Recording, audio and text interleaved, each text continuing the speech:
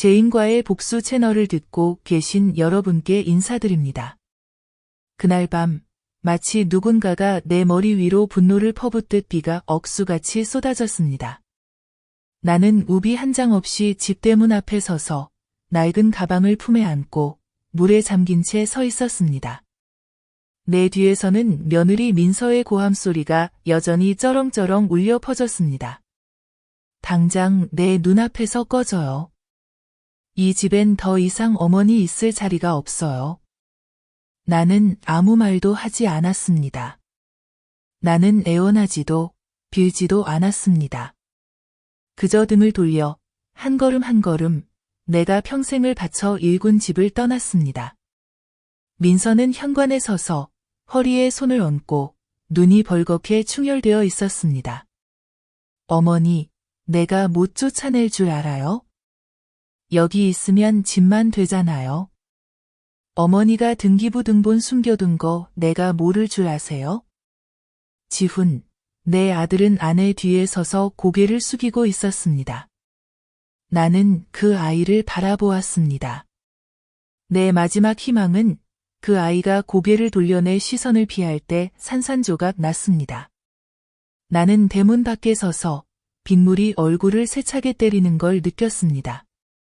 건물 경비원, 예전엔 예의 바르게 나를 지훈 어머님이라 불렀던 그 사람도 이제는 조용히 휴대폰으로 택시를 부르기만 할 뿐 더 이상 나를 쳐다보지 않았습니다.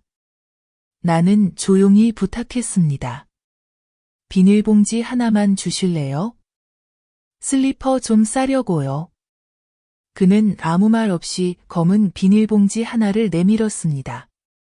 나는 몸을 굽혀 흠뻑 젖은 슬리퍼를 벗어 봉지에 싸서 맨손으로 들었습니다. 차가움이 손끝까지 스며들었지만 마음의 냉기보다는 아프지 않았습니다. 택시를 타고 터미널로 가는 길, 운전기사가 어디로 가냐고 물었습니다. 나는 대답했습니다. 고향으로요. 어디가 고향이세요? 저도 잘 모르겠네요. 오랜만에 누가 나한테 그걸 물어보네요. 그는 말이 없었고 나도 침묵했습니다. 차는 차가운 밤거리, 희미한 노란 불빛 사이를 달렸습니다. 동서울 종합터미널에 도착해 가방을 뒤져보니 딱 21만 원이 남아 있었습니다. 고급 버스는 탈 수 없어 일반 좌석 버스 마지막 차표를 샀습니다. 낯선 사람들 틈에 앉아 입도 떼지 않고 눈도 붙이지 않았습니다. 아들과 함께 살기 시작했을 때가 생각났습니다. 며느리는 어머니 여기 계세요. 이제 편히 쉬세요. 저희가 모실게요. 라고 했습니다. 나는 순진하게 믿고 고개를 끄덕였습니다. 하지만 석 달이 지나자 나는 내 집에서 쓸모없는 존재가 되었습니다. 민서는 내가 빨래를 잘못 널었다는 것부터 어릴 때부터 싫어했다는 음식을 내가 해줬다는 것까지 트집을 잡기 시작했습니다. 지훈은 그저 웃으며 엄마, 아내가 좀 예민해서 그래요 라고 했습니다. 그러다 친구에게 우리 집에 노파가 귀신처럼 살면서 잔소리만 해 라고 말하는 걸 들었습니다. 나는 놀랐습니다. 노파, 귀신. 버스는 도중 주유소에 정차했습니다. 운전사가 강원도 내리실 분, 여기서 쉬세요 라고 했지만 나는 내리지 않았습니다. 가방을 열어 아직도 젖은 서류 뭉치를 꺼냈습니다. 등기부 등본 복사본, 남편의 사망신고서, 그리고 작은 수첩 한 권. 수첩에는 내가 살아있는 한 이 재산은 누구도 건드릴 수 없다 고 써 두었습니다. 나는 내 자식이 절대 배신하지 않을 거라 믿고 썼던 말입니다. 이제 나는 그것을 반으로 찢었습니다. 버스가 고향 근처에 도착할 때쯤 비가 그쳤습니다.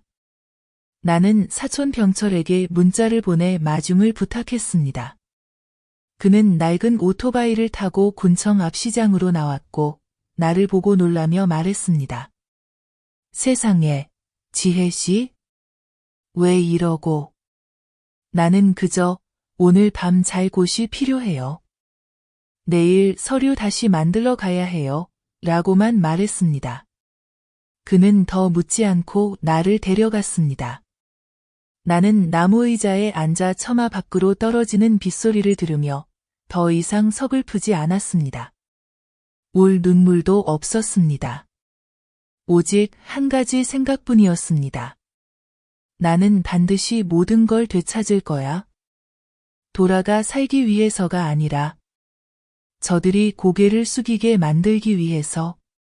다음 날 새벽, 나는 일찍 일어났습니다. 아직 새벽 5시도 안 된 어스름한 시간. 나는 차를 끓여 병철씨 집마당에 앉아 이슬에 젖은 풀밭 위로 비치는 빛을 바라보았습니다. 이웃들은 나를 알아보지 못했습니다.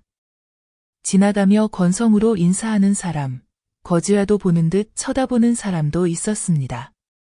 나는 원망하지 않았습니다. 10년 동안 서울에서 살면서 한 번도 고향에 오지 않았으니까요. 남편이 살아있을 때는 제사도 지냈지만 남편이 세상을 떠난 뒤 나는 1년 상복을 입고 그 뒤로는 모든 걸 정리했습니다. 그때부터 나는 이곳에서 남이 되어버렸습니다. 병철 씨는 자전거로 시장에 가서 땅콩과 빵을 사다 주었습니다. 오토바이 미리 불렀으니 곧 읍내로 가서 등기부 분실 신고하자 고 조용히 말했습니다. 나는 고개를 끄덕였습니다. 오토바이 뒤에 앉으니 아침바람이 차가웠지만 마음은 오히려 또렷했습니다. 공증 사무실에서 나는 등기부 원본을 잃어버렸다고 명확히 설명했습니다. 서류를 받는 젊은 여자 직원이 나를 뚫어져라 보며 물었습니다. 정말 명의자 맞으세요? 나는 예전 신분증을 꺼내 대조했습니다.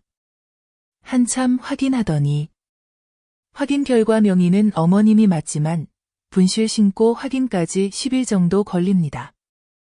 변호사 필요하신가요? 나는 고개를 저었습니다. 이미 도와줄 사람이 있어요. 같은 날 오후 나는 조카 승우를 만났습니다. 그는 지역에서 유명한 변호사입니다. 내 이야기를 다 듣고는 안경을 밀어올리며 말했습니다. 지금 행동 안 하면 집 팔리고 나면 후회해도 늦어요. 이모부 며느리는 위험한 사람이에요. 나는 씁쓸하게 웃었습니다. 위험할 뿐 아니라 비겁한 사람이죠. 시어머니를 한밤중에 내쫓을 용기밖에 없는 사람이니까. 그건 사람이 아니에요. 사람 얼굴 쓴 유령이죠. 승우는 나를 유심히 바라보며 말했습니다. 이모, 중요한 사실이 있어요. 지훈 형이 부동산 사이트에 집을 내놨어요. 그뿐 아니라 옆군에 있는 작은 땅도 다른 사람 명의로 넘겼어요. 원본 서류는 하나도 안 남았어요. 나는 고개를 저었습니다. 공증 사본만 있어요. 원본은 걔네가 갖고 있어요.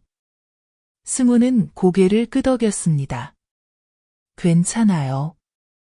원래 소유권이 이모에게 있다는 것만 증명하면 자산을 동결하고 민사소송으로 다툴 수 있어요. 이모가 위임장만 써주시면 나머지는 저희가 알아서 할게요. 나는 남편 동현이 직접 손글씨로 쓴 유언장 사본을 꺼냈습니다. 증인 2명의 서명이 있습니다.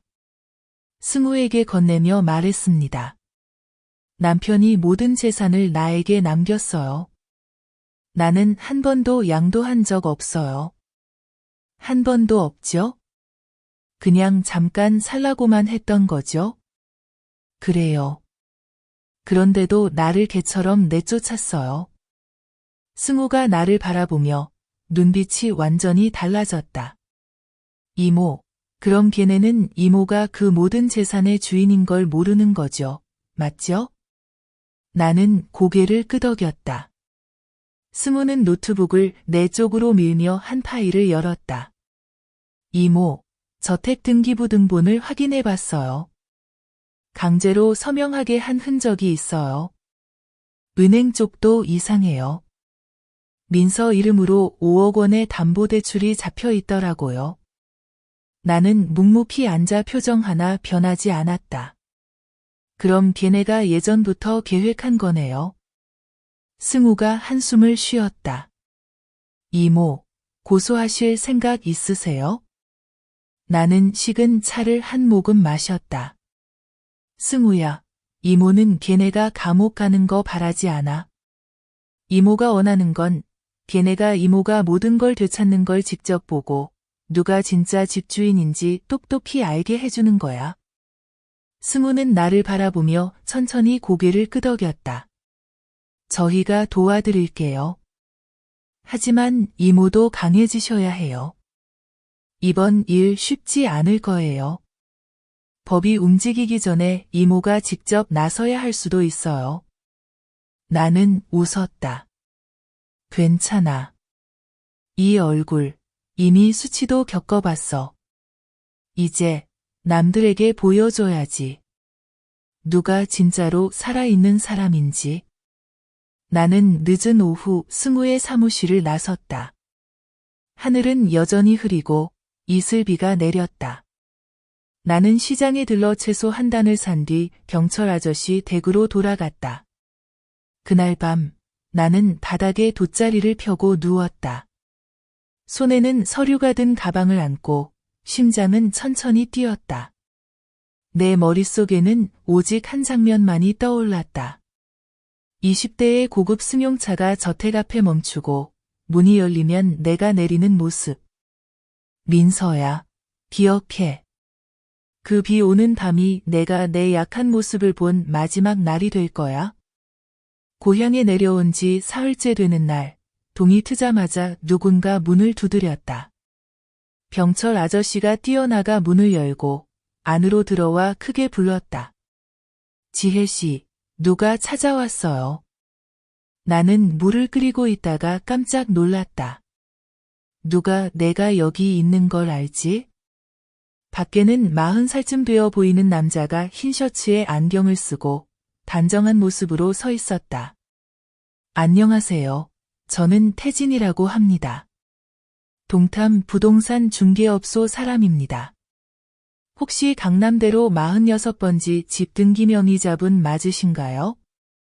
나는 잠시 침묵했다.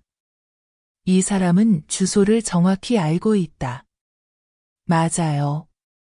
그런데 어떻게 내가 여기 있는 걸 알았죠? 그는 미소를 지었다.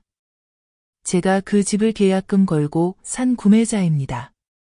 그런데 최근 그 집에 분쟁이 있다는 소문이 돌더라고요. 그래서 사실 확인차 찾아왔습니다. 만약 아직도 실제 소유주가 맞으시다면 저는 판매자와의 거래를 취소해야 할 것 같습니다. 내 심장이 크게 뛰었다. 판매자 이름이 뭐죠? 지훈 씨와 부인 민서 씨입니다. 나는 주먹을 꽉 쥐며 차가운 눈빛으로 말했다. 나는 한 번도 판 적 없고 그 집은 절대 걔네 것이 아니었어. 태진은 지훈과 민서의 서명이 있는 계약서 사본을 내게 보여주며 3일 후 명의이전 예정이라고 했다. 저는 이미 1억 원 계약금을 입금했습니다. 만약 분쟁이 있다면 저는 사기죄로 그들을 고소할 겁니다. 나는 차갑게 의자에 앉았다. 고소할 필요 없어. 3일 후 약속 시간에 맞춰 와. 내가 직접 나갈 거야. 그리고 이 일을 끝낼 사람들을 데리고 올 거야. 태진은 놀라 물었다. 무슨 일을 하시려고요? 나는 한마디만 했다. 준비만 잘해. 그날은 너만 나를 찾으러 오는 날이 아닐 거야. 그날 바로 나는 승우에게 전화를 걸었다. 준비해. 동현 아저씨에게서 자금 지원 받은 20개 회사 대표 모두 초대해. 정장 입고 자금 상환 완료 확인서도 챙겨오라고 해. 명의이전 당일에 맞춰 차 보내. 승우는 잠시 침묵했다. 이모, 이렇게 크게 하실 거예요? 나는 대답했다. 걔네가 궁지에 몰리는 기분을 똑같이 느끼게 해주고 싶어. 내가 이렇게 하지 않으면 걔네는 절대 두려움을 모를 거야. 승우는 고개를 끄덕였다. 알겠습니다. 제가 준비할게요. 3일 후 아침 9시 정각 강남대로 46번지 저택 앞 도로는 차들로 가득 찼다. 20대의 검은 고급 승용차가 줄지어 섰고 하나씩 내리는 사람들은 모두 단정하게 차려입은 남성들이었으며 두꺼운 서류를 손에 들고 있었다. 주변 주민들이 몰려와 무슨 일인지 궁금해했다. 한 할머니가 크게 물었다. 누가 죽었길래 상여차가 이렇게 많이 왔어? 나는 행렬의 중앙에 선 벤츠에서 내렸다. 검은색의 흰색 테두리 한복을 입고 머리를 단정히 틀어 올렸으며 손에는 오래된 가죽 가방을 들고 있었다. 경비원들은 나를 보고 멍하니 섰고 누군가 조용히 말했다. 지혜. 지혜 씨 아니세요? 나는 그들을 보지 않고 말했다. 문 열어. 집안에서 민서는 비싼 아침 식사를 자랑하며 라이브 방송 중이었다. 카메라로 차량 행렬을 보자 휴대폰을 떨어뜨리며 얼굴이 하얗게 질렸다. 지훈이 2층에서 뛰어내려왔다. 무슨 일이야? 민서는 화면을 가리키며 떨리는 목소리로 말했다. 네. 내 엄마 왔어. 지훈도 창백해졌다. 문이 열리고 내가 들어섰다. 뒤에는 사람들이 줄지어 있었다. 나는 말이 많지 않았다.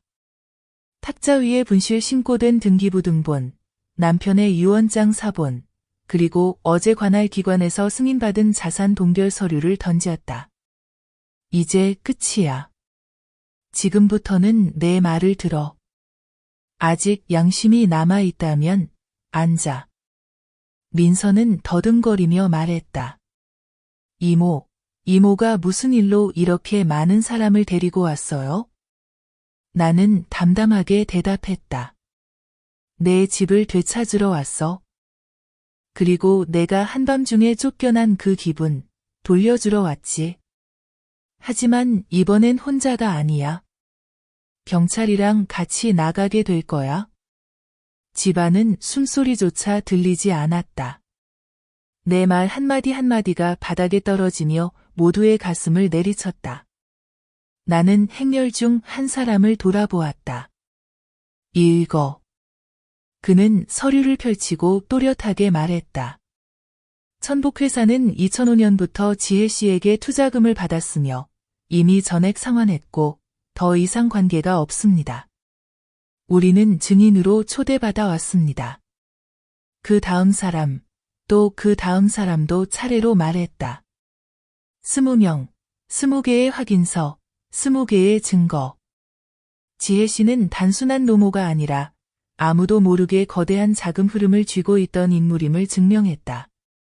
민서는 의자에 털썩 주저앉았고 지훈은 굳어버렸다. 나는 아들에게 다가가 더 이상 눈물도 없이 말했다.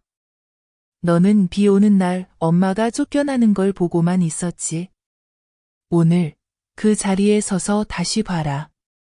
이 집이 누구 집이냐? 30년 동안 누구 덕에 지붕 아래 살았는지 알겠니? 지훈은 목이 메어 말했다. 엄마, 용서해 주세요. 나는 주먹을 쥐고 강철 같은 목소리로 말했다. 용서? 용서는 법의 목이야. 엄마의 몫은 모든 걸 되찾아서 너희들에게 한 가지를 알게 하는 거다. 어느 누구도 엄마를 거리로 내쫓고도 대가 없이 끝날 수는 없어. 아침의 충격적인 사건 이후 모든 것이 아직 끝나지 않았다. 나는 집을 떠나 뒤따르는 사람들을 남기고 민서를 멍하니 바닥에 앉혀두고 왔다. 그녀는 눈을 깜빡이지도 못하고 손이 덜덜 떨렸지만 나는 알았다. 그 일격은 시작에 불과했다. 그날 오후 승우가 나를 공증사무소에서 만나자고 했다. 내가 도착했을 때 나이 많은 여성 한 분이 더 와 있었다. 그녀는 경숙 씨로 토지과 부소장이었다. 그녀는 나와 악수하며 반은 안타까움, 반은 존경의 눈빛을 보냈다. 우리는 승우 변호사님과 첨부된 증거들로부터 제보를 받았습니다.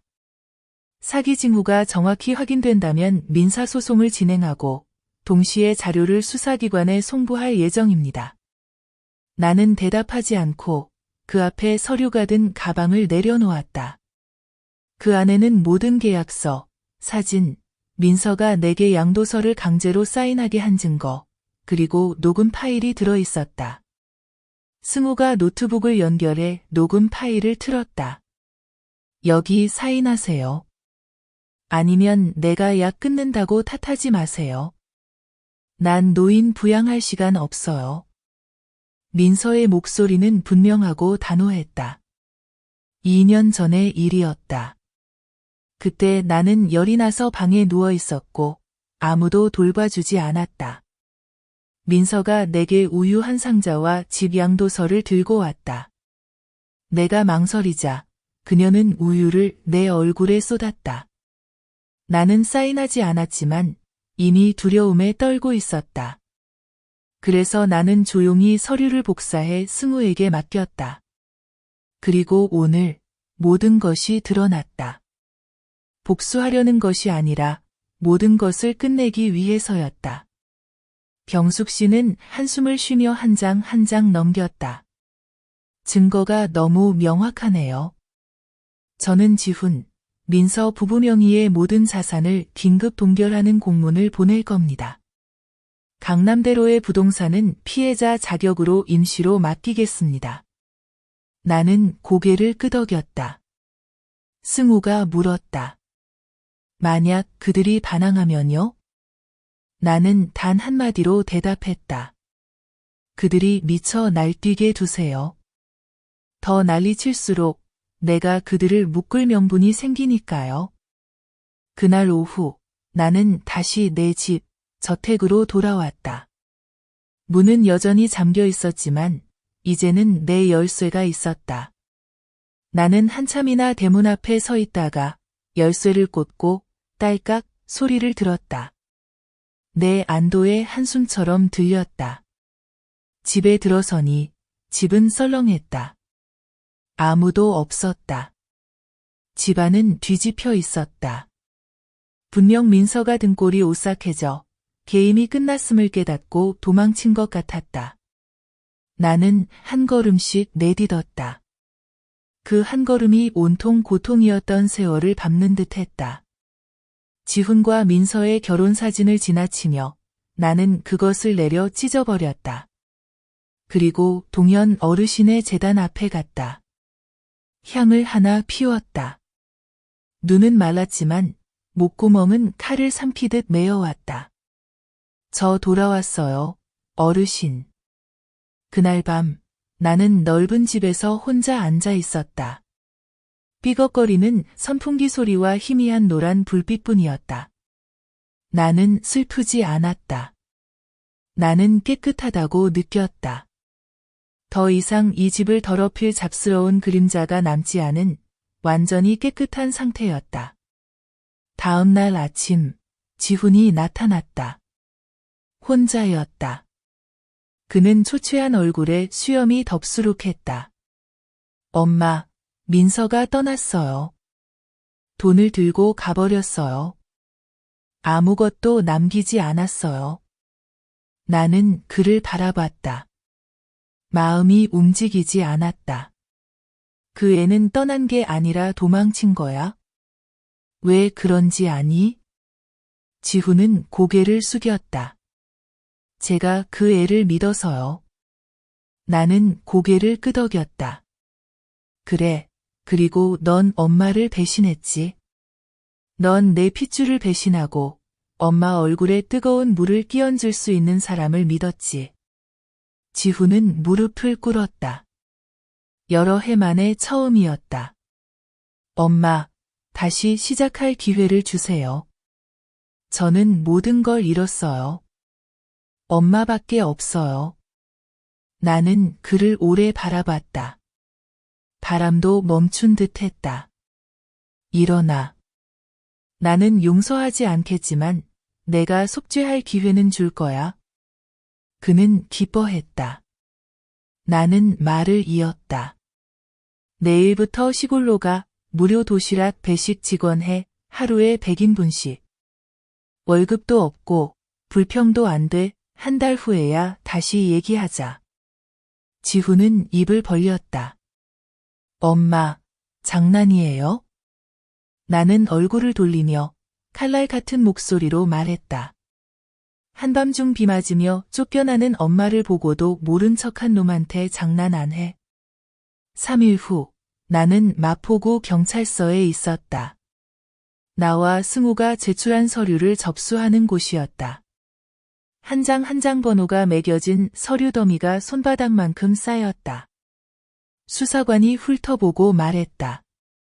저희가 절차에 따라 검토하겠습니다. 승우가 끼어들었다. 자산이 불법 점유된 정황이 있습니다. 피해자는 사기, 강요, 노인 학대 행위가 있습니다. 신속한 조치를 요청합니다. 수사관은 고개를 끄덕였다. 말이 많지 않았지만 나는 그들의 시선이 달라진 것을 느꼈다. 나는 더 이상 집에서 쫓겨난 할머니가 아니었다. 나는 원고이자 증거를 준 진짜 소유주, 그리고 무엇보다 대놓고 상처받은 피해자였다. 그날 오후 나는 저택 2층 창가에 서서 한때 내가 빗속을 뚫고 떠났던 그 길을 내려다봤다. 이제는 반대로 고급 승용차들이 나를 찾아 돌아오고 있었다. 그날 함께했던 사람들이 차례로 찾아와 선물과 축하, 확인 서류를 내밀었다. 저희가 빚진 건 돈만이 아니라 시작의 은혜입니다. 동욱이라는 지금은 대형 마트 체인 대표가 된 사람이 감격스럽게 말했다. 나는 가볍게 웃었다. 은혜는 필요 없어요. 증명이 필요할 뿐이에요. 내가 투명하지 않다는 증명. 곧이어 투자계에 소문이 번개처럼 퍼졌다. 지혜 여사, 10여 개 대기업의 숨은 주주가 돌아왔다. 하지만 나는 승우에게 당부했다. 절대 언론에 기사 내지 마. 나는 유명세 필요 없어. 질서를 되찾고 싶을 뿐이야. 승우는 고개를 끄덕였다. 알겠습니다. 하지만 이젠 이모의 신뢰도가 지방정부보다 높아요. 나는 고개를 저으며 쓴웃음을 지었다. 그건 내가 아직 버티고 있을 때만 의미가 있지. 내가 쓰러지면 세상도 조용해질 거야. 다음 날 아침 경찰서에서 전화가 왔다. 민서가 소환 조사를 받게 되었다는 소식이었다. 나는 따라갈 생각이 없었지만 승우가 말했다. 이모, 꼭 오셔야 해요. 이모가 그 애 앞에 서는 그날이 그 애가 이모가 진짜 이겼다는 걸 아는 날이니까요. 제가 왔어요. 바바옷을 입고 머리를 틀어 올리고 고무 슬리퍼를 신었어요. 바로 예전에 모욕당했던 늙은 어머니의 모습 그대로였죠. 민서는 맞은편 자리에 앉아 있었고 눈 밑엔 다크서클이 짙고 머리는 헝클어져 있었으며 손은 떨리고 있었어요. 내가 오자 민서는 깜짝 놀라며 말했어요. 여기 왜 오셨어요? 나는 의자를 끌어앉아 민서를 똑바로 바라보며 말했어요. 비 오는 밤 기억나니? 내가 대문 밖에 서 있었고 내가 문을 잠그고 경비원이 나를 쫓아냈던 거 기억나니? 민서는 고개를 숙였어요. 나는 가방에서 돈을 빌린 계약서 사본과 내가 내 이름으로 5억 원이 넘는 돈을 담보로 대출받았다는 확인서를 꺼냈어요. 이게 내가 나에게 진 빚이야. 이건 내가 몰래 팔려고 했던 집이야. 그리고 이건 내가 이웃들에게 나에 대해 했던 말들이야. 지금은 내가 그 모든 녹음 파일을 갖고 있어. 수사관이 고개를 끄덕이며 기록했어요. 민서는 공포에 찬 눈으로 나를 올려다봤어요. 제가 잘못했어요. 설마 여기까지 오실 줄은 몰랐어요. 나는 주먹을 꽉 쥐고 목소리는 칼날처럼 날카로웠어요. 내가 착각한 게 있어. 반항할 힘이 없는 엄마라고 생각했겠지.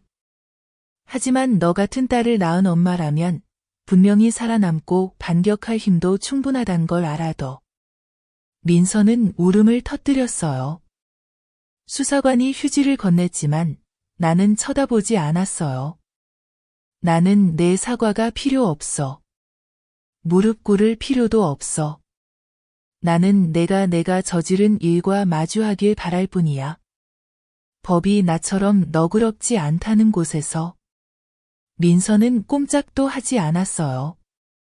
잠시 후 경찰이 말했어요. 민서 씨, 진술 받으러 오시죠. 나는 일어나 옷을 다듬고 밖으로 나왔어요. 그날 내 발걸음은 너무나 가벼웠어요. 마치 30년 내내 억눌렸던 울분이 처음으로 사라진 듯했죠. 그날 밤 지훈이 집에 와서 조용히 말했어요. 민서가 기소될 거란 얘기를 들었어요. 어떻게 해야 할지 모르겠어요. 나는 서랍을 열어 작은 돈 봉투와 법률 지원 신청서를 건넸어요. 내가 변호사 비용을 내도 돼. 하지만 내 돈은 쓰지 마. 지훈이 놀라며 말했어요. 엄마, 아직도 우리에게 기회를 주는 거예요? 나는 대답했어요. 기회는 내 거야. 하지만 신뢰는 이미 사라졌어. 그리고 엄마가 다시 일어설 땐 누가 엄마를 진흙탕에 밀어 넣었는지 절대 잊지 않아. 그리고 내 이야기를 계속하기 전에 영상의 좋아요와 구독, 알림 설정을 꼭 눌러주세요. 제인과의 복수 채널에서 감동적이고 깊이 있는 가족 이야기를 놓치지 마세요. 들어주셔서 감사합니다. 내 이야기로 돌아가서 3일 뒤 나는 낯선 번호로부터 전화를 한 통 받았어요. 전화기 너머로 굵고 낮은 남자 목소리가 짧게 말했어요. 지혜 씨, 저는 예전에 당신 남편에게 도움받았던 사람입니다. 오늘 꼭 만나고 싶습니다. 중요한 일이 있습니다. 나는 물었어요. 이름이 어떻게 되세요? 진우라고 부르시면 됩니다. 나는 잠시 생각하다가 동의했어요. 사람들이 잘 모르는 하천 근처의 작은 카페에서 만나기로 했죠. 도착하니 60세쯤 되어 보이는 마른 체격의 남자가 낡은 셔츠를 입고 그러나 앉은 자세는 매우 당당했어요. 그는 나를 보며 웃었어요. 여전히 예전처럼 등을 곧게 펴고 당당하게 앉으시네요. 나는 미소를 지으며 앉았어요. 이제는 부끄러울 것도 없어요. 무슨 일로 저를 찾으셨죠? 진우는 테이블 위에 봉투 하나를 올려놨어요. 나는 그것을 열었어요. 민서의 서명이 있는 자필 차용증 사본이었어요. 이건 어디서 난 거죠? 저는 민서가 돈을 빌렸던 사람입니다. 그녀는 남편 몰래 동현 씨 회사 서류를 담보로 투자금을 마련했지만 결국 손해를 봤죠. 저는 동현 씨를 봐서 그동안 돈을 받지 않았습니다. 하지만 이제 당신이 돌아왔으니 마땅히 돌려드려야 할 것 같아서요. 나는 잠시 침묵하다가 고개를 끄덕였어요. 감사합니다. 진우는 커피를 한 모금 마시며 깊은 눈빛으로 말했어요. 한 가지만 말씀드리죠. 그 여자는 돈만 생각하는 사람이 아닙니다. 그녀는 원한을 품고 있습니다. 혹시 눈치채셨는지 모르겠지만 예전에 저에게 이렇게 말한 적이 있어요. 내가 반드시 저 여자가 배신당하는 고통을 맛보게 할 거야. 우리 엄마가 당했던 것처럼. 나는 고개를 들었어요. 그녀의 엄마요? 진우가 고개를 끄덕였어요. 예전에 동현 씨가 옥남이라는 여자와 관계가 있었습니다. 그 여자가 바로 민서의 친엄마였죠. 하지만 동현 씨가 그 여자를 버렸고 그 후 옥남 씨는 힘들게 살다 병원에서 한 푼 없이 세상을 떠났어요. 민서는 그걸 다 지켜봤죠. 나는 멍하니 앉아 있었어요. 가슴이 타들어가는 듯 했죠. 그럼 그 여자가 내 아들과 결혼한 것도 복수하기 위해서였나요? 진우가 조용히 고개를 끄덕였어요. 나는 주먹을 꽉 쥐었어요. 머릿속에서 모든 게 선명해지기 시작했어요. 어떻게 며느리가 시어머니를 그렇게까지 미워할 수 있었을까? 재산 때문이 아니었어요. 그녀는 대물림된 원한을 이어가고 있었던 거예요. 나는 카페를 나와 승우에게 전화를 걸었어요. 옥남이라는 여자의 모든 자료를 찾아봐 줘. 영주시 출신이야. 나는 모든 걸 알아야겠어. 그날 오후 승우가 병원 기록, 사망신고서, 그리고 옥남 씨를 간병했던 간호사의 증언록을 보내왔어요. 그 안에는 이런 구절이 있었어요. 그분은 자주 중얼거렸어요. 민서는 반드시 돌려줘야 해. 나한테, 내 엄마한테 돌려줘야 해. 나는 그 종이를 들고 삐뚤빼뚤한 글씨를 뚫어지게 바라봤어요. 이제 알겠어요. 나는 잔인한 며느리 한 명과 싸운 게 아니었어요. 오랜 세월, 어머니에서 딸로 이어진 원한과 마주하고 있었던 거예요. 그리고 처음으로 내 마음에서 분노가 사라지는 걸 느꼈어요. 나는 지훈을 불렀어요. 민서, 엄마가 누군지 아니? 지훈은 고개를 저었어요. 나는 서류를 건네주며 읽게 했어요. 지훈의 얼굴이 창백해졌어요. 엄마, 몰랐어요. 나는 평소보다 부드러운 목소리로 말했어요.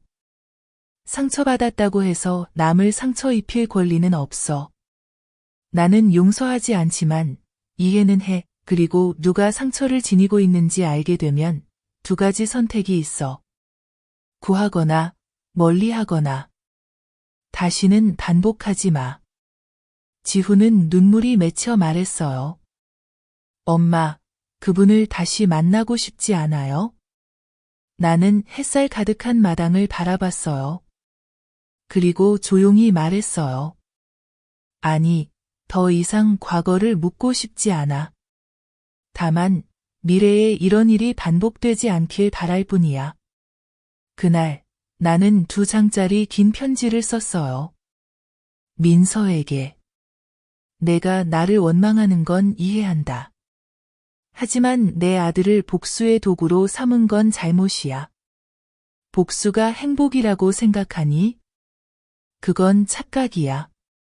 행복은 원한으로 가득 찬 마음엔 깃들지 않아. 내가 나를 한 번 때렸지만 결국 내 안의 원한이 평생 너를 파괴할 거야. 나는 그 편지를 보내지 않았어요. 서랍에 넣어두었어요. 언젠가 민서가 돌아오면 직접 건네주기 위해서요. 그날 밤 나는 남편을 위해 향을 피웠어요. 향이 막 타오를 때 마당에서 오토바이 소리가 들렸어요. 문을 열어보니 승우였어요. 이모, 새로운 소식이 있어요. 민서 씨는 기소되었고 어린 자녀를 돌보기 위해 구속 집행정지를 신청했지만 검찰 측에서 거부했습니다. 저는 고개를 끄덕이며 아무 말도 하지 않았고 승우가 물었습니다.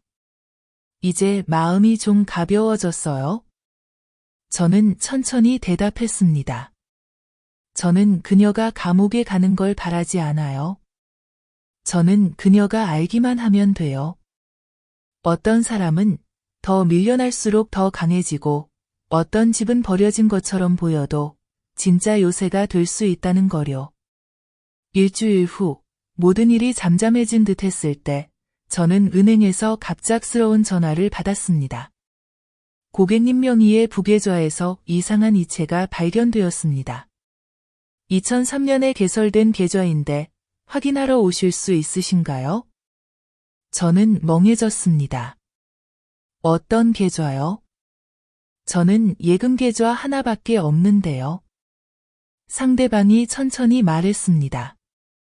동현 씨와 공동 명의로 개설된 계좌입니다. 해외 투자 거래용으로 사용됐고, 최근 누군가가 그 계좌에서 약 5억 원을 인출한 것이 발견되었습니다. 저는 의자에 주저앉았고, 심장이 조여드는 듯 했습니다. 그 계좌가 존재하는지도 몰랐습니다. 저는 바로 다음날 아침 예약을 잡고 승우와 함께 갔습니다. 거래실에 들어서자마자 은행 지점장이 즉시 일어나 정중하게 인사했습니다. 정말 죄송합니다. 이 계좌는 불법적으로 조작된 것 같습니다. 인출한 사람은 하은이라는 여성입니다. 저는 깜짝 놀라 누구요? 라고 물었습니다. 승우가 휴대폰을 꺼내 재빨리 검색했습니다. 몇 초 후 그는 목이 쉰 듯한 목소리로 말했습니다. 하은은 민서의 사촌 누나입니다. 국토정 부동산 회사에서 재무보조로 일했었고 2017년에 사기죄로 처벌받은 적이 있습니다. 저는 눈을 감았습니다. 마치 잘 꿰매놓은 상처가 누군가에 의해 갑자기 찢어진 것 같은 기분이었습니다. 지점장은 저에게 거래 내역서를 건넸습니다. 거기엔 하은이 위임장 서류를 위조해 동현 씨의 옛날 서명을 사용해 여러 차례에 걸쳐 6개월 넘게 돈을 인출한 내역이 적혀 있었습니다. 총액 5억 원. 저는 냉정하게 물었습니다. 어떻게 승인됐죠? 서명이 일치했고 서류도 진짜처럼 보여서 이상 없었습니다. 하지만 보안 시스템을 업그레이드한 후에야 차이를 발견했습니다. 승우가 일어나 말했습니다. 오늘 바로 고소장을 제출하겠습니다.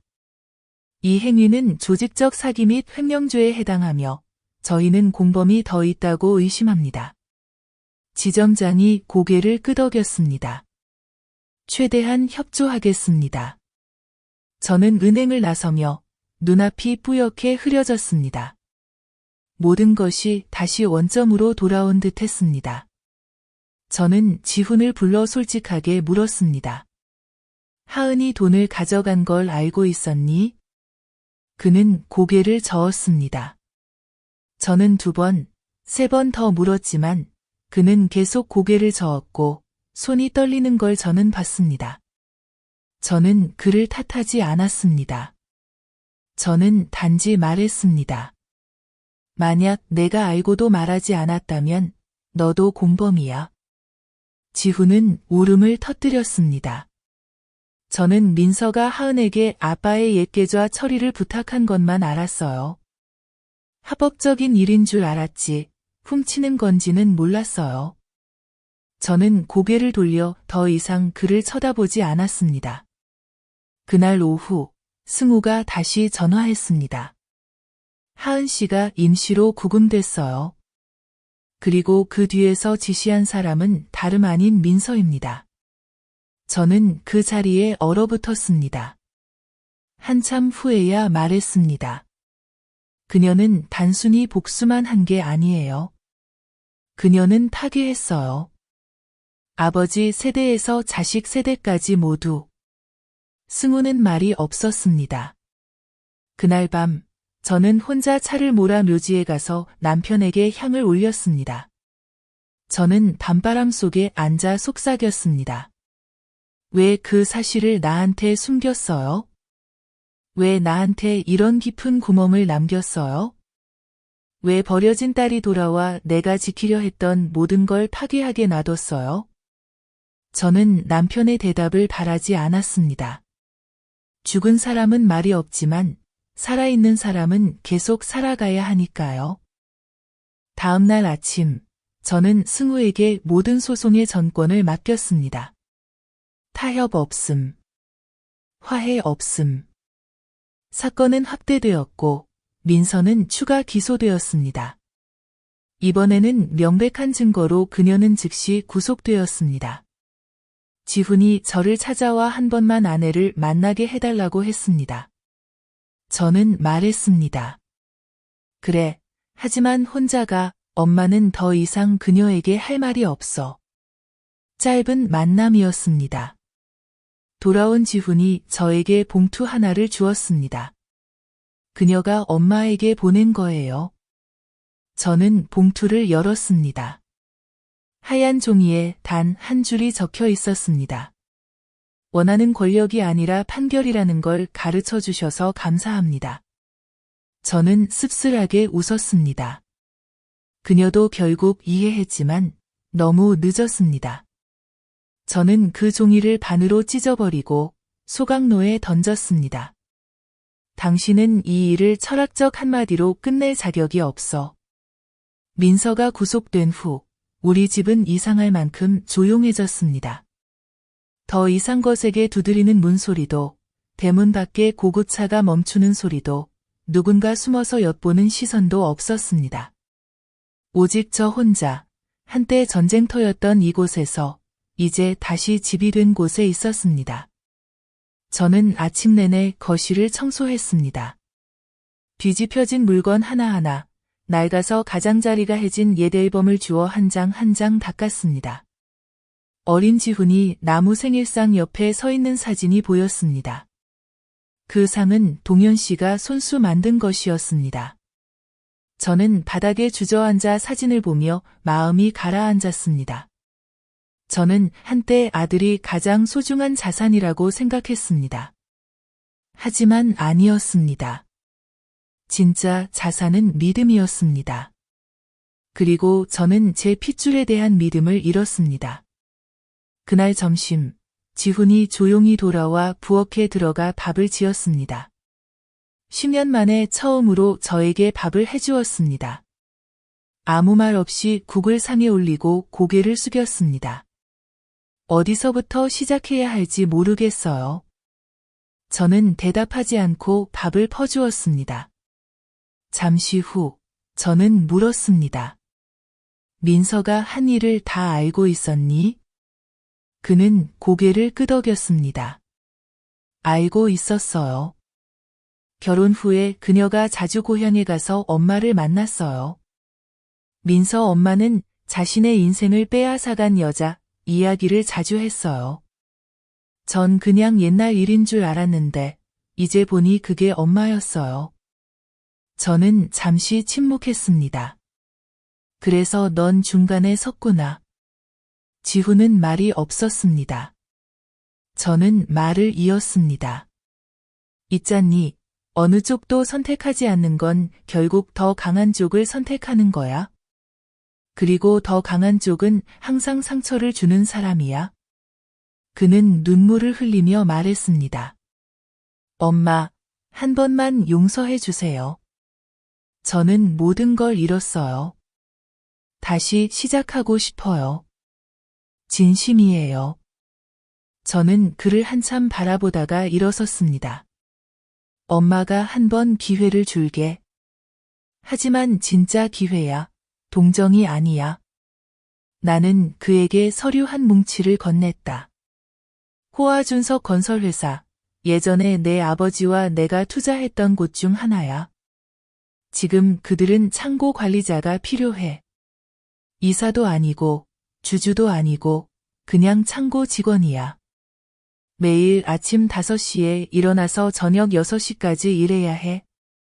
지훈이 놀라서 말했다. 엄마, 내가 그 일을 정말 해야 해요? 나는 천천히 말했다. 해봐, 돈을 벌기 위해서가 아니라 내가 그동안 하찮게 여겼던 돈 한 푼 한 푼이 내가 얼마나 많은 눈물을 흘리고 얻어낸 것인지 알기 위해서야. 그는 서류를 받아들고 고개를 끄덕였다. 그날 오후 나는 며칠 전 나를 도와줬던 사촌 병철 씨 집에 갔다. 나는 두툼한 돈다발과 강가의 작은 땅 명의 이전 서류를 가져갔다. 이 재산의 일부를 맡아줘. 만일의 경우를 대비해서야. 내가 무슨 일이 생기면 다 승우에게 넘겨줘. 병철 씨가 놀라서 물었다. 언니, 무슨 생각이에요? 나는 웃으며 말했다. 아무 생각 없어. 하지만 민서 같은 사람은 감옥에서도 멈추지 않아. 만약 그녀에게 밖에 공범이 있다면 그들은 계속할 거야. 병철 씨는 한참 침묵하다 고개를 끄덕였다. 알겠어요. 그날 밤 나는 혼자 거실에 앉아 노란 불빛이 벽 한가운데 걸린 동현 씨 사진을 비추는 걸 바라봤다. 나는 그를 바라보며 조용히 말했다. 나는 당신을 원망하지 않아. 다만 슬퍼. 사람은 항상 가장 사랑하는 사람에게 과거를 숨긴다는 게. 나는 울지 않았다. 더 이상 눈물이 없었다. 하지만 다음 날 아침 두려움이 다시 찾아왔다. 집을 나서려는데 문틈 아래에 쪽지 한 장이 끼워져 있었다. 아직 모든 일이 끝난 게 아니야. 당신이 모르는 게 아주 많아. K. 나는 쪽지를 움켜쥐고 집 안으로 들어와 문을 3번 잠갔다. 의자에 앉아 승우에게 전화를 걸었다. 준비해. 동현 씨 회사에 1995년 이후 모든 서류를 다시 열람하고 싶어. 모든 투자, 모든 이름, 모든 거래. 승우가 대답했다. 이모가 그럴 줄 알고 어젯밤부터 시작했어요. 나는 전화를 내려놓고 마음이 싸늘해졌다. 누군가가 아직도 뒤에서 조종하고 있다는 느낌이었다. 그리고 나는 알았다. 동현 씨의 옛 비밀을 모두 아는 사람은 딱 1명. 옛 비서, 동현 씨가 세상을 떠난 후 사라진 사람. 그리고 그 사람은 한 번도 언급된 적이 없었다. 3일 후, 승우가 다급하게 전화했다. 이모, 동현 씨 옛 비서의 주소를 찾았어요. 이름은 일권이고 지금은 춘천시의 남일권이라는 가명으로 숨어 살고 있어요. 그 사람이 2004년부터 사라진 돈과 관련이 있을 것 같아요. 나는 찡그리며 물었다. 무슨 돈? 3억이 출처 불명의 계좌로 이체됐어요. 동현 씨가 말년에 입원해 있을 때요. 나는 충격을 받았다. 그때는 그분이 돈이 없다고 했었지. 승우가 덧붙였다. 그리고 오늘 소식이 들어왔는데 일권 씨가 예전에 동현 씨에게 투자받았던 몇몇 회사에 접촉해서 구주를 현금으로 은행을 거치지 않고 사들이려 하고 있어요. 나는 즉시 알았다. 누군가가 흔적을 지우려는 것이다. 나는 말했다. 나를 데리고 그 사람을 직접 만나러 가자. 우리는 오후 4시에 춘천시에 도착했다. 작고 습하고 먼지투성이인 동네였다. 일권 씨의 집은 골목 맨 끝에 있었고 문이 굳게 닫혀 있었다. 나는 문을 두드렸다. 아무 대답이 없었지만 안에서 발소리가 들렸다. 승우가 크게 외쳤다. 남일권 씨, 일명 일권 씨. 안 나오면 경찰을 부르겠어요. 잠시 후 문이 열렸다. 수척하고 수염이 덥수룩한 남자가 교활한 눈빛으로 문을 막아섰다. 난 두 분을 몰라요. 나가요. 나는 곧장 다가가 동현 씨와 예전에 그가 맺은 계약서 복사본과 원본 서명을 내밀었다. 나는 동현 씨의 아내입니다. 그리고 당신은 우리 가족의 돈을 가지고 있어요. 그는 얼굴이 굳어 한 걸음 물러났다. 증거가 뭐 있죠? 승우가 은행 계좌 이체 내역을 내밀었다. 동현 씨가 암투병 중일 때 그의 계좌에서 일권 씨 계좌로 갑자기 돈이 이체된 증거였다. 나는 소리치지 않았다. 그저 천천히 말했다. 동현 씨는 당신을 믿었어요. 병원에 있을 때 계좌를 다 맡겼죠. 그런데 당신은 돈을 다른 이름으로 옮기고 사라졌어요. 일권이 비웃으며 말했다. 여기서 당신 말이 무슨 소용이죠? 아직 재판도 안 했는데. 나는 그의 눈을 똑바로 바라보며 단호하게 말했다. 재판 필요 없어. 나는 당신의 썩은 과거를 모두 드러낼 거야. 모든 계약서, 지문, 출금 내역, 다 증거로 남아 있어. 나를 피할 수 있어도 정의는 못 피해. 일권은 말문이 막혀 얼굴이 붉어졌다. 그는 문 밖을 가리키며 소리쳤다. 꺼져. 나이든 여자라고 내가 무서울 줄 알아? 승우가 나를 끌어내려 했지만 나는 아직 나가지 않았다. 나는 그의 책상 위에 쪽지 한 장을 남겼다. 72시간 자수하지 않으면 이 모든 서류를 경찰청에 제출할 거야. 3일 후, 일권은 구청 경찰서에 자수했다. 그는 모든 것을 자백했다. 민서가 위임장 서류를 위조해 동현 씨의 비밀 계좌에서 돈을 빼내는데 도운 일까지도. 나는 그가 고개를 숙이고 진술서를 쓰는 수사기관에 있었다. 그가 나를 보고 조용히 말했다. 죄송합니다. 나는 아무 말도 하지 않았다. 그저 바라봤다. 내가 겪은 모든 겨울보다 더 차가운 시선으로. 다음 날 아침, 나는 집으로 돌아왔다. 책상 위에 편지 한 통이 있었다. 보낸 사람 이름은 없었다. 나는 편지를 열었다. 안에는 한 문장만 적혀 있었다. 수님, 당신이 이겼다고 생각해? 아직 한 명 더 있어. 당신은 아직 못 찾았어. 나는 편지를 내려놓고 심장이 얼어붙는 듯 했다. 잠시 후 나는 승우에게 전화를 걸었다. 동현 씨 밑에서 1990년부터 2000년까지 일했던 모든 사람의 명단을 다시 열람하고 싶어. 승우가 잠시 머뭇거렸다. 혈연이 아닌 사람도요? 입양했던 사람, 부탁받았던 사람, 함께 밥 먹었던 사람, 모두. 승우가 고개를 끄덕였다. 알겠어요. 바로 시작할게요. 나는 자리에 앉아 멍하니 앞을 바라봤다. 만약 이게 사실이라면 민서는 마지막이 아니라 20해 전부터 조용히 뿌려진 긴 계획의 첫 고리일 뿐이다. 3일 후 승우는 두꺼운 서류 한 뭉치를 보내왔다. 거대는 한 줄만 적혀 있었다. 1990년부터 2000년까지 동현 씨 집에 살았던 사람 명단. 나는 그것을 펼쳤다. 한 장 한 장이 과거의 먼지 쌓인 비밀을 바람이 휘저어 드러내는 것 같았다. 제가 이름을 읽었습니다. 록, 운전기사, 장, 가정부, 꾸엉, 전처 쪽 친척. 그런데 7번째 페이지에 이르러 멈췄습니다. 한 이름이 나타났고 동현 씨가 손으로 쓴 삐뚤빼뚤한 글씨였습니다.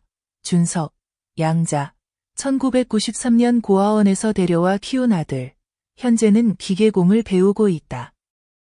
저는 그 이름을 동현 씨가 언급한 적이 없었습니다. 이 사람의 얼굴도 본 적 없지만 뭔가 이상함을 느꼈습니다. 저는 곧바로 승우에게 전화했습니다. 준석이를 찾아. 지금 어디서 뭘 하고 누구와 사는지 알고 싶어. 승우는 이틀이 걸렸고 3일째 되는 날 컬러 사진 한 장을 들고 돌아왔습니다. 40세쯤 되어 보이는 남자, 키가 크고 근육질, 각진 얼굴, 날카로운 눈빛. 현재 이름, 준석. 수원시의 자동차 정비소를 운영하고 있지만 조사 결과 예전에 폭행으로 체포된 적이 있고 그 후 10년간 공식 기록에서 사라졌어요. 저는 등골이 오싹해졌습니다. 지금은 승우는 침묵하다가 낮게 말했습니다.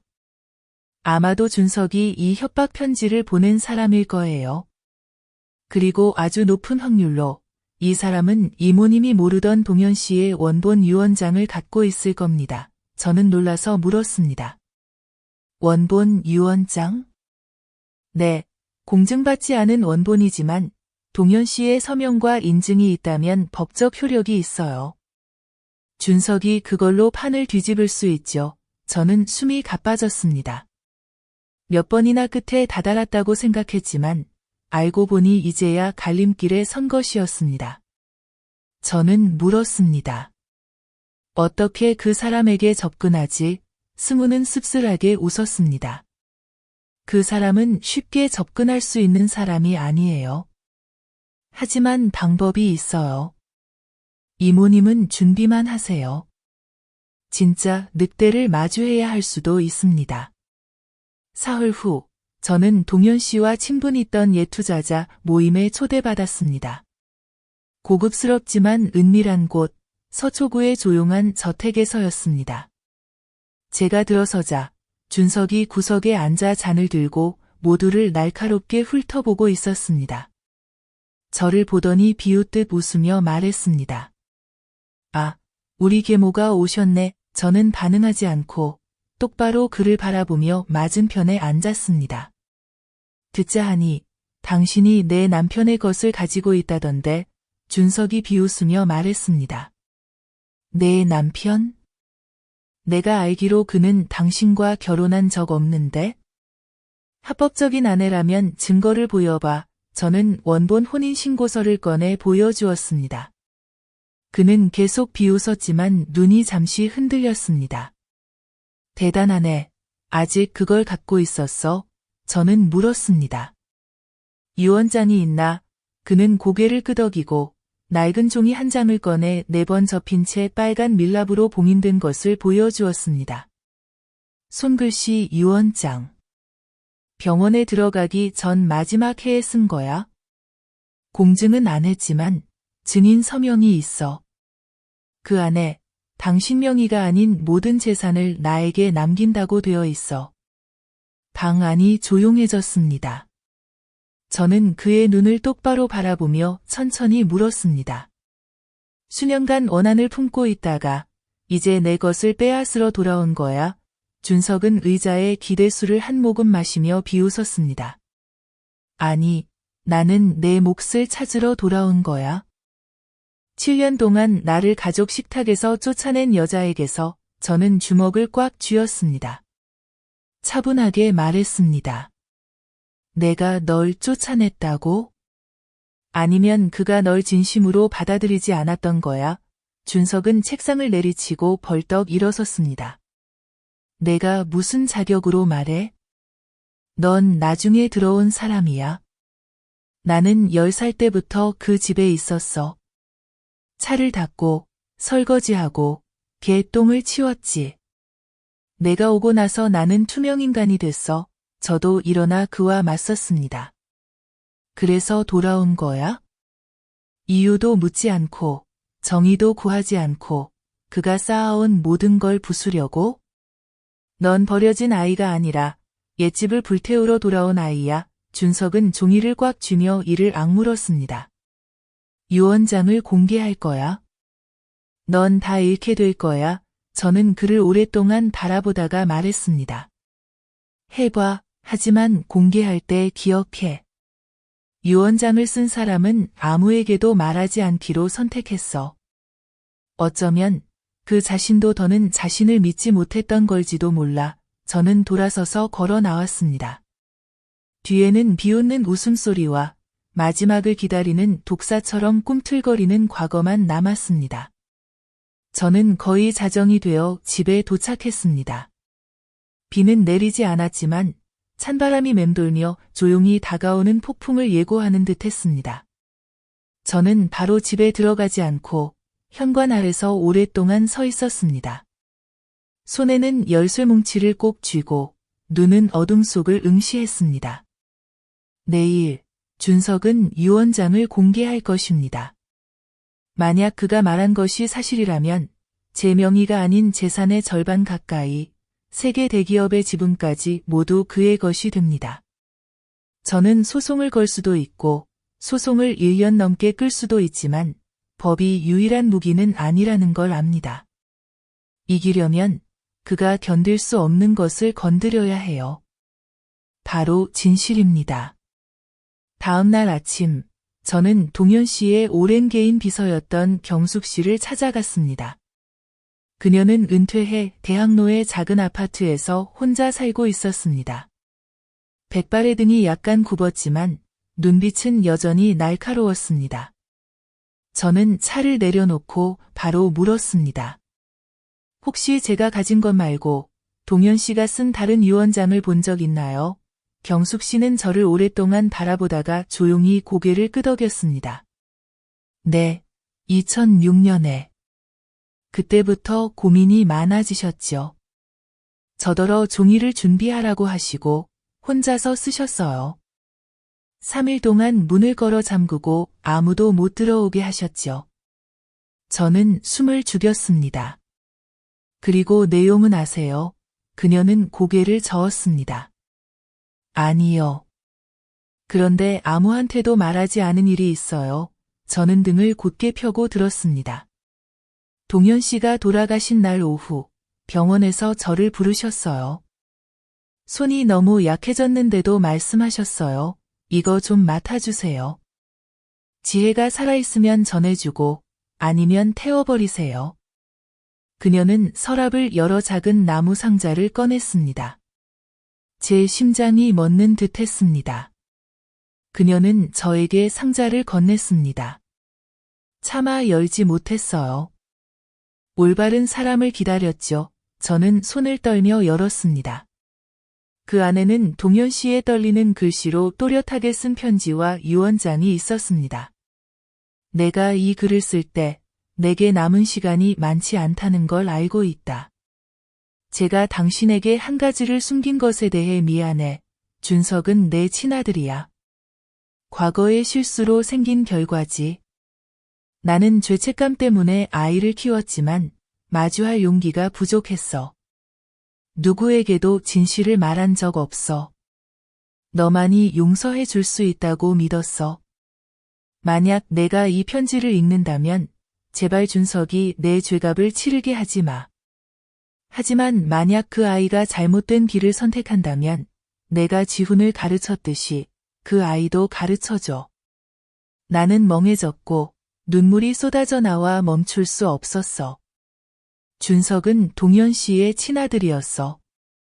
수많은 거짓말 끝에 결국 이런 아픈 결말이 올 줄은 몰랐어. 그가 첨부한 유언장에는 준석에게 모든 재산을 주지 않았어. 그는 재산을 세 부분으로 나눴지. 한 부분은 나에게, 한 부분은 지훈에게, 한 부분은 준석에게. 단, 준석이 지혜 씨를 합법적인 어머니로 인정하고 더 이상 분쟁하지 않겠다는 조건이었어. 나는 승우를 불렀어. 준비해. 내일 준석을 만날 거야.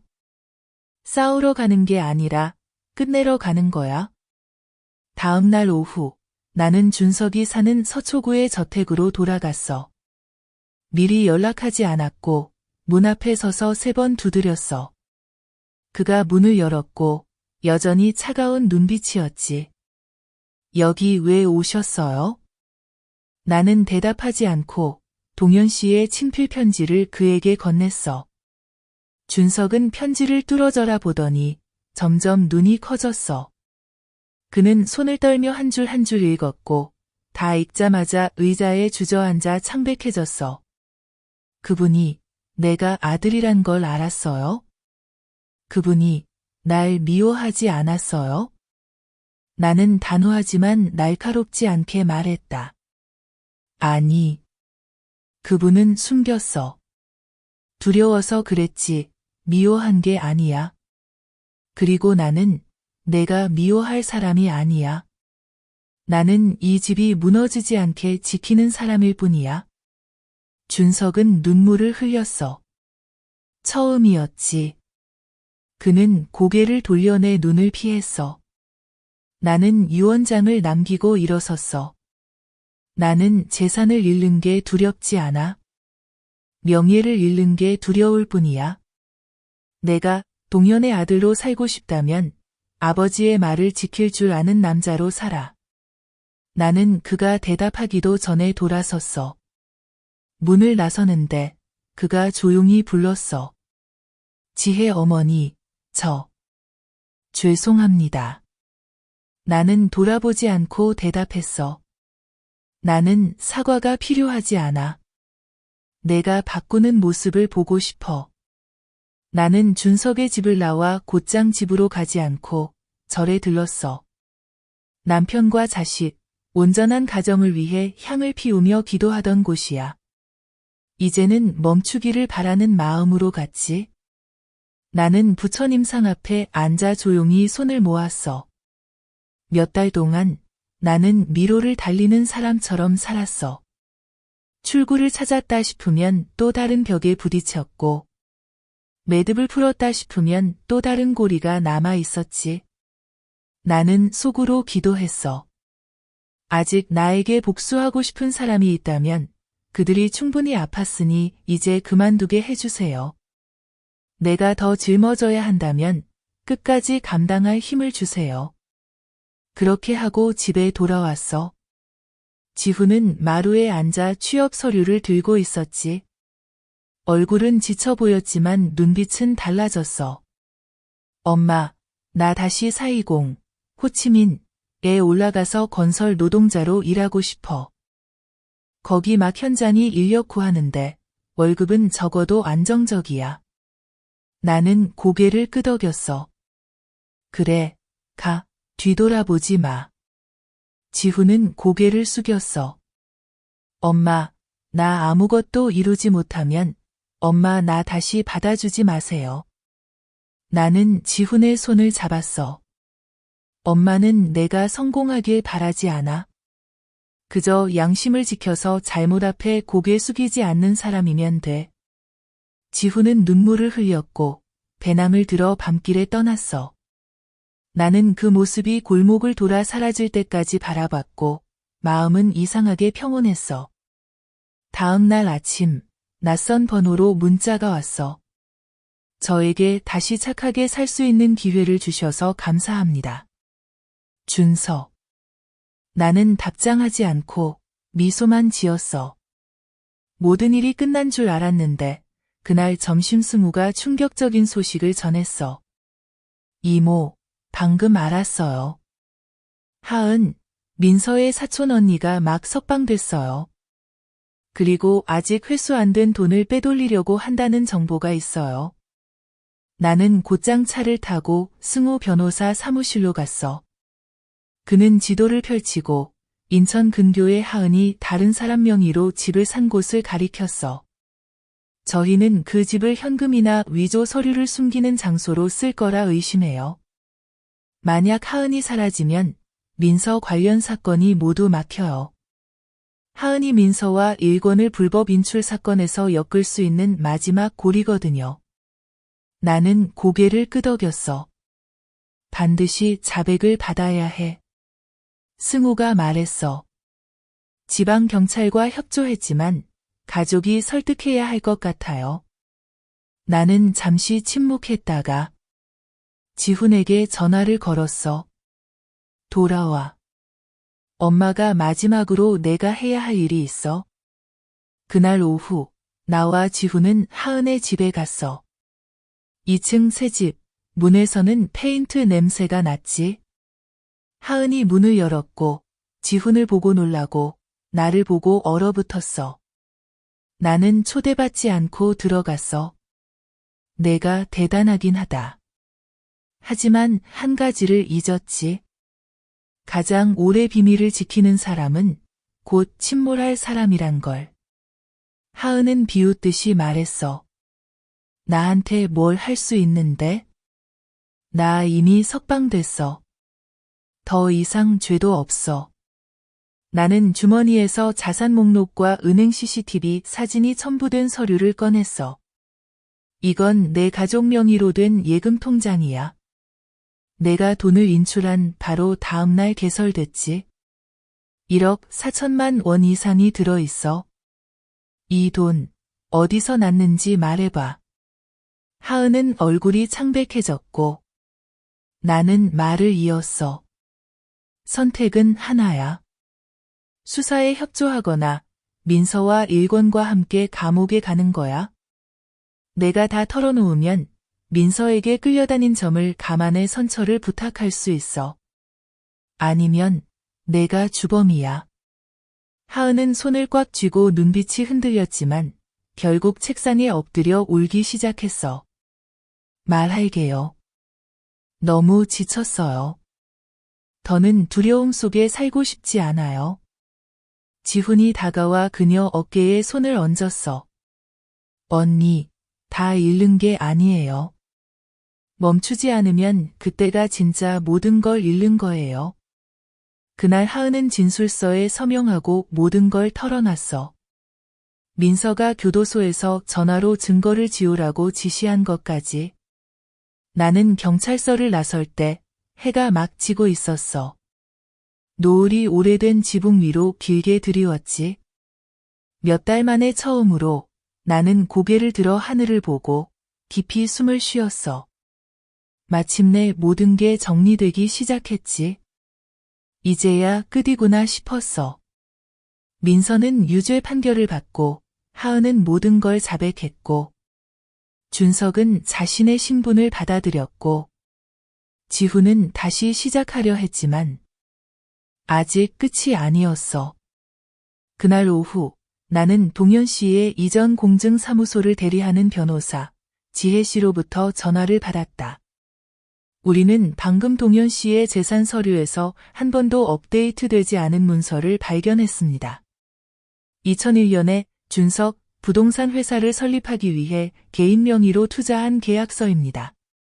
부인 명의도 아니고 어떤 유언장에도 기재되어 있지 않습니다. 나는 순간 멈췄다.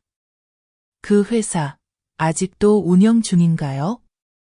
네. 그리고 매우 잘 성장하고 있습니다.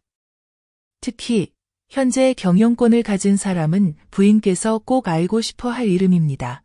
임소연 씨입니다. 나는 몸이 굳었다. 그 이름은 낯설었지만 변호사는 말을 이었다. 그녀는 옥남 씨의 딸입니다. 민서와는 이복 여동생이죠. 그리고 일권 씨의 증언에 따르면 동현 씨가 한때 몰래 후원했던 세 번째 인물입니다. 나는 의자에 몸을 기댔다. 또 한 명? 또 다른 딸이 있다고? 나는 전화로 말했다. 오늘 안에 모든 서류를 보내주세요. 그날 밤 나는 책상 앞에 앉아 임소연의 출생증명서 사본을 들여다봤다. 아버지라는 비어 있었다. 하지만 병원 기록을 통해 1998년부터 2005년까지 동현 씨가 재정 후원을 했다는 서명이 있었다. 동현 씨가 임소연에게 3억 원이 넘는 금액을 창업 투자 명목으로 송금했다는 법적 자료도 함께 있었다. 반환 조건 없는 송금이었다. 나는 깨달았다.